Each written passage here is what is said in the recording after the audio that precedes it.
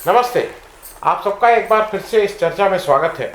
Doctor Sandeep Pandey मेरे साथ हैं और एक इम्पॉर्टेंट जगह से आए हैं, देश के लिए इम्पॉर्टेंट सुंदर जगह। आप अभी नागालैंड से लौटे हैं और नागालैंड ने के जो लोग हैं उन्होंने आपको शायद निमंत्रण दिया था। देश के बहुत से लोगों को अलग अलग राज्यों से निमंत्रण था। तो क्या थी मीटिंग और किस बात का निमंत्रण था, थोड़ा ब्रीफ ये कर दीजिए, फिर नागालैंड की समस्याओं पे आते हैं। जी नमस्कार।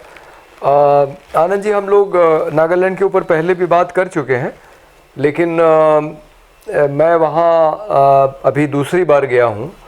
पहली बार 2019 में गया था और जैसे जैसे मुझे उनके बारे में और जानकारी मिलती जा रही है, मैं तो वाकई में अचंभित हूँ कि इस तरह के भी लोग हैं भारत के अंदर और किस तरह से अपना संघर्ष कर रहे हैं बड़े धैर्यपूर्वक।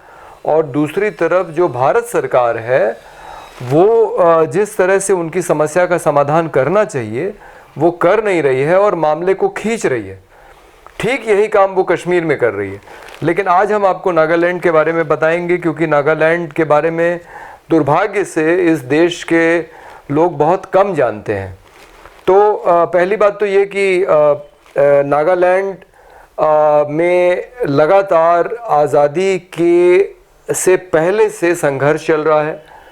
वहाँ पे 19वीं शताब्दी में किसी समय अंग्रेज़ घुसे थे और उसके बाद पहली जो औपचारिक इच्छा उन्होंने व्यक्त की अंग्रेज़ों से और भारत की सरकार से स्वतंत्र होने की, वो जब साइमन कमीशन आया था तो नागालैंड का एक डेलीगेशन जाके मिला था और उन्होंने ये कहा था कि क्योंकि तब तक भारत की आज़ादी की बात होने लगी थी और ये लग रहा था कि अब बस कुछ सालों में आज़ाद हो जाएगा भारत, तो उन्होंने एक मेमोरेंडम दिया कि जब आप जाएं भारत छोड़ के तो हमको उसी स्थिति में छोड़ के जाएं जिस स्थिति में आपने हमको पाया था। यानी हमारी एक पारंपरिक व्यवस्था है स्वशासन की, आदिवासी स्वशासन की, और हम उसी तरीके से रहना चाहेंगे। लेकिन जब अंग्रेज़ों ने उनके ऊपर ध्यान नहीं दिया, असल में नागालैंड तो बहुत छोटी सी जगह है, देखा जाए तो 30 लाख की आबादी है, उत्तर प्रदेश का एक जिला भी नहीं है। तो जिला नहीं, मैं भी जब टोक रहा हूं, उत्तर प्रदेश में अभी 10वीं और 12वीं के इम्तहान के लिए 52 लाख बच्चे बैठे हैं। जी, केवल 10वीं और 12वीं के इम्तहान के लिए 52 लाख बच्चे हैं। जी जी। तो अंग्रेज़ों ने ध्यान नहीं दिया, भारत सरकार ने भी कोई ध्यान नहीं दिया और अंग्रेज चले गए। तो जब उनको ये लगा कि हमारी समस्या का कोई हल नहीं निकलने वाला है, तो 14 अगस्त 1947 को नागालैंड के लोगों ने अपने आप को आज़ाद घोषित कर दिया। और उनका कहना है कि देखिए, हमारी भारत सरकार के साथ कोई संधि नहीं हुई है जैसे जम्मू कश्मीर में हुई थी। हमने कोई विलय का समझौता नहीं किया है, हम भारत का हिस्सा नहीं बने हैं। ये तो पहले अंग्रेज़ों ने यहाँ सेना भेजी और अब भारत ने यहाँ सेना भेजी। अच्छा, सेना भेजने का एक बहुत महत्वपूर्ण पहलू है कि जब नेहरू नागालैंड पे कब्ज़ा करना चाह रहे थे तो गांधी जी ने एक बहुत महत्वपूर्ण बात कही और उन्होंने ये कहा कि अगर आप नागालैंड में सेना भेज के अगर वहाँ आप कब्ज़ा करेंगे तो सबसे पहला आदमी मैं होऊंगा गोली खाने वाला। और उन्होंने ये साफ कहा है कि I believe in the brotherhood of man but I do not believe in forced unions. If you do not wish to join the Union of India, nobody will force you to do that. The Congress government will not do that. I will come to the Naga Hills and will ask them to shoot me first before one Naga is shot. ये गांधी जी ने जुलाई 1947 में कहा है, आज़ादी के पहले। तो ये महत्वपूर्ण बात है कि गांधी जी नहीं चाहते थे कि सेना मैं एक चीज़ और, यहाँ तक तो हो गया, लेकिन जब देश आज़ाद हो गया और वो जरा प्लेबिसाइड की बात और पहले चुनाव की भी बात थोड़ा समझा दें तो वो कंटिन्यूटी जरा बनी रहेगी। हाँ, अच्छा कि आपने याद दिलाया। तो 16 मई 1951 जब नागा लोगों ने देखा कि भारत सरकार नहीं मान रही है और ये ज़बरदस्ती सेना भेज के यहाँ शासन अपना करना चाहती है, तो उन्होंने अपनी तरफ से एक प्लेबिसाइड का या जनमत संग्रह का आयोजन किया। 16 मई 1951 के जनमत संग्रह की ये तस्वीर है, अगर आपके कैमरे में जूम करके इसको दिखाया जा सके, उसका हम लोग खींच के वो लगा देंगे। जी जी जी। यहाँ पे एक कोई उत्तर भारत के भी कोई नेता गए हुए हैं वो कुर्ता और सदरी वगैरह पहने हैं। तो इस जनमत संग्रह का परिणाम ये रहा कि 99% लोगों ने ये कहा कि नागालैंड एक स्वतंत्र इकाई है और वो भारत का हिस्सा नहीं है और उसको भारत से स्वतंत्रता चाहिए। और दूसरी महत्वपूर्ण बात यह कि 1952 में जब अगले साल चुनाव हुआ, लोकसभा का पहला चुनाव स्वतंत्र भारत का, तो नागालैंड से कोई उम्मीदवार नहीं खड़ा हुआ और किसी एक भी व्यक्ति ने वहां अपना मत नहीं डाला पूरे राज्य में। मतलब 100% बहिष्कार लोकसभा चुनाव का। ये उनका अपना तरीका था बताने के लिए कि भाई हम आपकी व्यवस्था में शामिल नहीं होना चाहते हैं।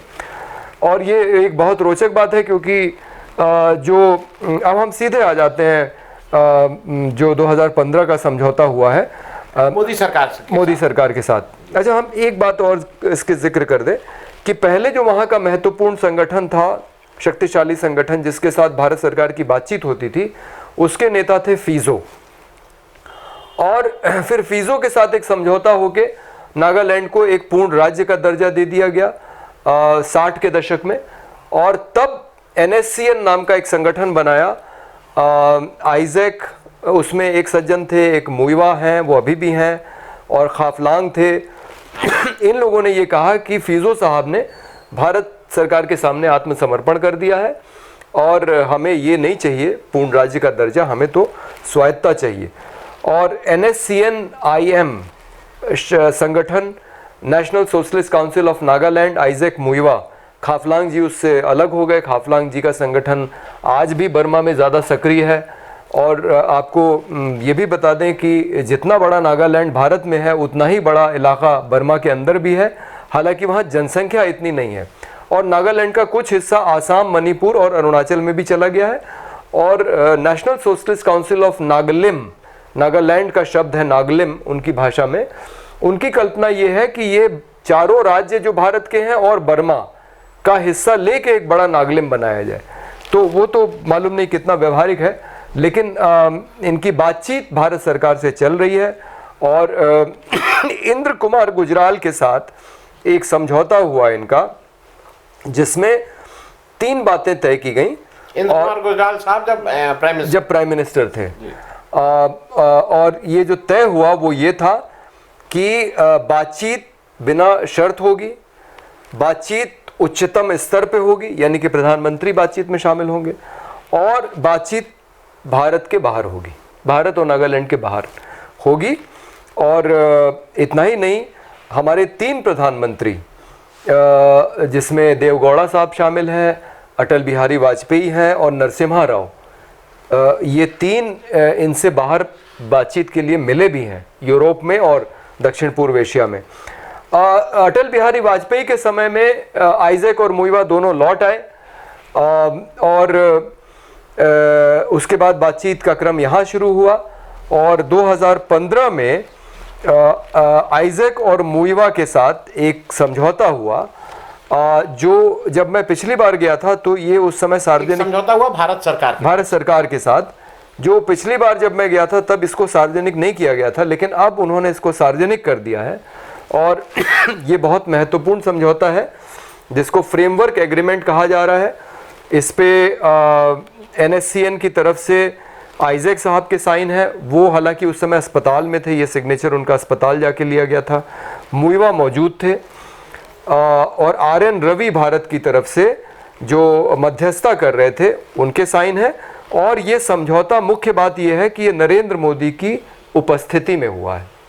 अब नरेंद्र मोदी की उपस्थिति में जो समझौता हुआ है उसके मैं 2 वाक्य आपको बस पढ़ूंगा। उसकी फोटो भी है ना जब नरेंद्र मोदी। हाँ, मैं आपको इसी ये जो इन्होंने ब्रोशर वहाँ पे बांटा है, आप ये देख सकते हैं कि ये 3 अगस्त 2015 की फ़ोटो है। नरेंद्र मोदी और मुइवा जो वहाँ मौजूद थे वो साथ में चल रहे हैं। और मोदी साहब ने मुइवा का हाथ भी पकड़ा हुआ है, ठीक उसी तरह से जैसे नवाज शरीफ का हाथ उन्होंने पकड़ा था जब पाकिस्तान गए थे। तो काफ़ी दोस्ताना माहौल में मोदी जी के चेहरे पे मुस्कुराहट है, पीछे अजीत डोवाल भी हैं। तो भारत इस समय भारत की सरकार के चलाने वाले महत्वपूर्ण लोगों की उपस्थिति में ये समझौता हुआ। तो इस समझौते की मैं 2 लाइनें आपके लिए पढ़ना चाहूँगा। इस समझौते की एक लाइन ये कहती है कि accordingly the government of India and NSCN respecting people's wishes for sharing the sovereign power as defined in the competencies। ये जो competencies ये कह रहे हैं, ये एक पूरी इनकी लिस्ट है कि जैसे इनका कहना है कि हम आपके लोकसभा के चुनाव में हिस्सा नहीं लेंगे, राज्यसभा में हमारे 2 सदस्य जाएंगे, यहाँ कोई विधानसभा नहीं होगी, यहाँ हमारी जो ट्राइबल बॉडी है हो जिसमें हर एक गाँव का प्रतिनिधित्व होगा, उस तरह की एक व्यवस्था होगी। उनका कहना है कि हमारी सेना रहेगी लेकिन आपकी सेना के साथ मिल के काम करेगी, और बाकी सारी व्यवस्थाएं हमारी रहेंगी, मुद्रा आपकी रहेगी। तो जिस तरह से लगभग एक कश्मीर के साथ समझौता था कि मुद्रा, दूरसंचार, डिफेंस, कुछ चीज़ों को छोड़ के वो अपनी व्यवस्था खुद चलाना चाहते हैं, तो ये कोई नई बात नहीं है। तो वो जो कॉम्पिटेंसीज़ है ये कह रहे हैं कि respecting people's wishes for sharing the sovereign power as defined in the competencies reached an agreement on the 3rd August 2015 as an honorable solution। अब मुख्य बात यह है कि इसमें sharing the sovereign power लिखा हुआ है भारत और NSCN के बीच। तो इसमें यह नहीं लिखा है कि नागालैंड भारत का एक अभिन्न अंग और उसका एक हिस्सा होगा, उसका एक राज्य होगा। और दूसरी बात जो इसमें लिखी है वो ये कि it is a matter of great satisfaction that dialogue between the government of India and NSCN has successfully concluded and we are confident it will provide for an enduring inclusive new relationship of peaceful coexistence of the 2 entities. 2 entities के बीच में को existence होगा, 2 इकाइयों के बीच में सह अस्तित्व होगा। तो उनका कहना है signed by RN Ravi in the presence of Narendra Modi. तो ये कह रहे हैं कि भाई हमारा सह अस्तित्व आपके साथ होगा, हम एक स्वायत्त इकाई रहेंगे, हम अपनी सारी व्यवस्था खुद चलाएंगे, आप हमें शुरू में पैसा दीजिए जब तक हम खुद अपने पैरों पे नहीं खड़े हो जाएंगे, लेकिन जब हम अपने पैरों पे खड़े हो जाएंगे तो हम आपसे पैसा भी नहीं लेंगे। हम भारत से आज़ादी नहीं चाहते हैं, लेकिन हम भारत के संविधान के नीचे भी नहीं रहना चाहते हैं। हमारा अपना संविधान होगा, और होगा नहीं, वो उन्होंने तैयार कर लिया है, उनका संविधान तैयार है। उनका ये जो झंडा मेरे ये देखिए आप पॉकेट में लगा हुआ है, ये झंडे में एक इंद्रधनुष बना हुआ है। ऐसा बताया जाता है कि जब भारत आज़ाद हो रहा था तो उसके पहले वो बर्मा में रहते थे, और बर्मा से जिस दिन वो पहुँचे हैं कोहिमा, तो उस दिन एक इंद्रधनुष निकला था वहाँ आकाश में। तो वही इंद्रधनुष को इनके झंडे में लगाया गया है, और ये झंडा तब से है, मतलब पहले ये फीज़ो का संगठन इस्तेमाल करता था, अब इसको NSCN IM इस्तेमाल कर रहा है, और अन्य संगठन भी जो नागालैंड के अंदर हैं वो मानते हैं कि ये नागालोंग का झंडा है, और इनका अपना संविधान है जो तैयार है। उनका कहना है कि हम अपने झंडे और संविधान के साथ यहाँ एक आदिवासी स्वशासन की व्यवस्था में रहना चाहते हैं, भारत के साथ हमारा सह अस्तित्व होगा, हम भारत के एक राज्य के रूप में नहीं रहेंगे। तो इस पे बात अब आके अटकी हुई है। भारत सरकार बाकी सब चीज़ें तो मान गई है, लेकिन वो झंडे और संविधान की बात नहीं मान रही, यहाँ पे बात आके अटकी हुई है। और RN रवि को मध्यस्थता जो कर रहे थे उनको वहाँ का गवर्नर बना के भेजा गया। उन्होंने एक ये खेल शुरू कर दिया कि NSCN IM को छोड़ के, जिसके साथ भारत सरकार 1997 से बातचीत कर रही थी, और एक युद्ध विराम की संधि है NSCN IM और भारत सरकार के बीच में।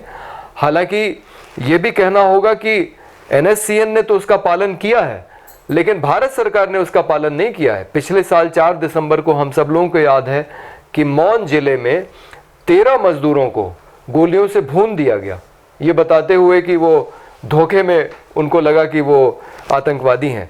तो भारत सरकार ने जरूर हिंसा की है, उनका कहना है कि हमने हिंसा नहीं की है। उन्होंने एक और महत्वपूर्ण बात कही जो मैंने पहली बार उनके मुंह से सुनी, कि हम सिविलियंस पे अटैक नहीं करते हैं, हमने कभी नहीं किया है। अगर सैनिक हमसे लड़ेगा तो हम लड़ेंगे, हमारे सैनिक उससे लड़ेंगे, और अगर वही सैनिक सादी वर्दी में अपने घर जाने के लिए कोई बस पकड़ रहा है तो हम उस पर हमला नहीं करेंगे। और उन्होंने ये भी कहा कि हमने नागालैंड के बाहर कहीं हिंसा नहीं की है, हमारी जो भी लड़ाई हुई है वो पहले अंग्रेज़ों की सेना से और फिर भारत की सेना से, लेकिन हमने सिर्फ सैनिकों से लड़ा है, हम नागरिकों पे हमने कभी हमला नहीं किया। और 97 से तो युद्ध विराम है असल में। तो इनका अपना एक सपना है, अपने आदर्श हैं, और सबसे बड़ी बात कि अपनी एक प्रतिबद्धता है जो दिखाई पड़ती है। कुल भारत से कुल मिला के 30 के ऊपर लोग गए थे। उत्तर प्रदेश से मेरे साथी राजीव यादव भी गए थे, और हम लोग हेब्रोन, कैंप हेब्रोन जो दीमापुर से 40-45 किलोमीटर बाहर है, वहाँ हो के आए, जो इनका मुख्यालय है। वहाँ इनकी अपनी सेना है, नागा आर्मी, और ये उनके अपने मंत्रालय हैं, स्वास्थ्य मंत्रालय, वित्त मंत्रालय, गृह मंत्रालय। तो वो अपनी एक व्यवस्था चलाते हैं। और ऐसा बताया जाता है कि नागालैंड की जो चुनी हुई सरकार है, जो भारतीय संविधान के तहत जो चुनी हुई सरकार है, वो भी इनकी बात मानती है, यानी कि इनका महत्व वहाँ पे ज़्यादा है। ये जो अपनी सरकार चलाते हैं उसका नाम ये इन्होंने रखा है पीपल्स गवर्नमेंट ऑफ नागालैंड, या इस तरह करके कुछ है। ये एक बड़ी रोचक बात है कि भारत के अंदर एक इस तरह का संगठन है जो अपनी समानांतर सरकार चला रहा है, और जो भारत सरकार के साथ बातचीत कर रहा है, और भारत सरकार भी उससे बातचीत कर रही है। हाँ, वो मैं बताना रह गया कि रवि साहब ने वहाँ जाके 7 अन्य संगठनों को खड़ा कर दिया और उनके साथ बातचीत करने लगे, और उनके साथ एक समझौता कर लिया। और ये जो नया जो समूह है 7 संगठनों का, ये इस बात पे तैयार है कि हमें झंडा और संविधान न भी दिया जाए तो भी हम आपके साथ समझौता करने को तैयार हैं। तो जाहिर है कि इन लोगों को खड़ा किया गया है इस समझौते को कमज़ोर करने के लिए, जो नरेंद्र मोदी के साथ हुआ है, और जो संगठन लंबे समय से नागालैंड के लिए संघर्ष कर रहा है उसको नीचा दिखाने की कोशिश हो रही है। उसकी एक पीड़ा है इनके मन में। लेकिन हमने ये भी देखा है, वहाँ के अखबार हमने 3-4 दिन पढ़े, और वहाँ की जो दूसरे लोगों की जो राय मिलती है, तो ये समझ में आता है, वहाँ की जो प्रेस है, कि ये संगठन वहाँ इसका एक महत्व है, इसकी एक मान्यता है, और ये माना जाता है कि जो बात ये कह रहा है वो नागा लोगों के हित में। जैसे उस समय एक मंत्री का बयान आ गया वहाँ कि भारत सरकार हमें कभी झंडा और संविधान नहीं देगी, इसलिए हमें बिना झंडे और संविधान के ही भारत सरकार के साथ एक समझौता कर लेना चाहिए। तो NSCN का एक बहुत कड़ा बयान आया कि भाई हमारे लाखों लोगों ने, करीब 1 लाख से ऊपर लोग जो शहादत दे चुके हैं, ये उनका अपमान होगा अगर आप बिना झंडे और बिना संविधान के साथ भारत के साथ कोई समझौता करेंगे। तो इस तरह का एक सेंटिमेंट है, और लोगों की भावनाएं उसके साथ जुड़ी हुई हैं, और लोग चाहते हैं कि इस तरह का एक समझौता हो जाए जिसमें नागालैंड एक झंडे और संविधान के साथ स्वायत्ता उसको मिल जाए। बहुत बहुत धन्यवाद डॉक्टर संदीप। ये इम्पोर्टेंट है हम सब लोगों के लिए कि कम से कम अपने देश के एक अभिन्न हिस्से और खूबसूरत हिस्से के बारे में ये सब भी जाने, क्योंकि आम जन तक ये बात पहुंचती नहीं है। नागालैंड है, अच्छा चल रहा है, सरकार एक बीजेपी की वहाँ बनी हुई है तो इस तरह से, लेकिन आपने वहाँ मौके पे, जिसको कहते हैं ना, ग्राउंड रिपोर्टिंग आपने कर दी हम लोगों के लिए।